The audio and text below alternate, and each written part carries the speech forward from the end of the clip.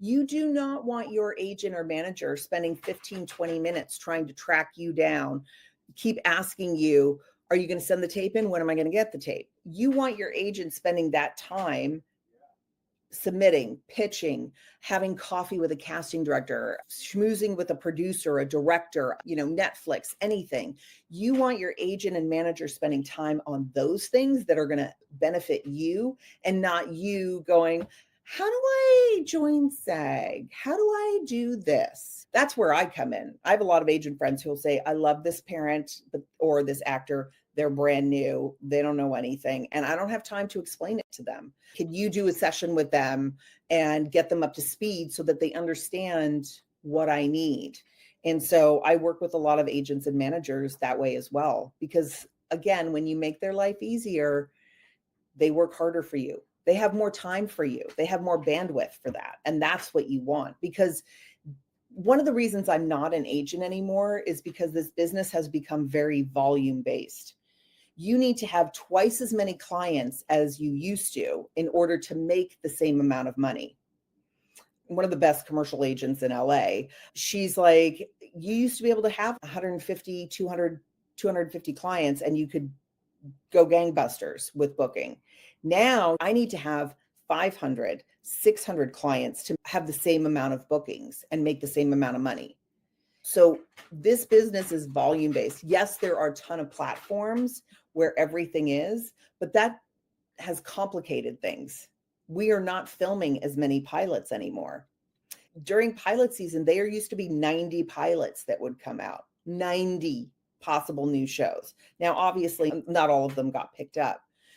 Last year, I think there were 14 pilots, and they're going straight to show. And it's Netflix or it's Disney Plus. So it's 10 episodes. It's no longer 22 episodes. And it's 10 episodes and then you're done, right? Like, who knows if it gets picked up, so it's very different now. So you really have to be on top of your game, and you have to be competitive, because of self-tapes, now they're seeing people in Puerto Rico, they're seeing people in London and Australia and Canada. They're doing a worldwide, whereas before, if you lived in LA, you were golden, right? Everything was cast either in LA or New York, and they would cast it in both locations. But now it's worldwide. Yeah. Which is great for everybody who's worldwide. For the people in LA and New York, it makes it harder. Because I'm a leading man here in Puerto Rico, it's easier for me to book those roles, right? So yeah, it's great. Yeah, exactly. So you don't even have to be in LA anymore. You can be in Puerto Rico on the beach in a hurricane. Exactly. And book a role. Well, I love it too. The other thing I think is great is I tell clients is be honest too. If there's a deadline coming up about a self-tape, just let me know. If I'm reaching out to you and saying, hey, is this coming in? You just tell me, hey, my boss called. They needed me to pick up the second shift today. They called me in.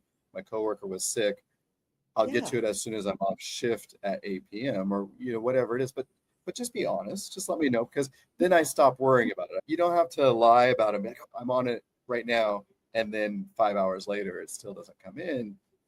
We all understand that you have lives and obligations and commitments. And there are going to be times when something comes up. And again, I love what you said.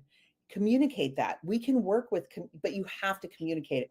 And I'll just say this on communication. Communicate in a clear and concise manner, right? Yes. Do not tell me my dog is dying and give me a novel reason of every step of what's happened.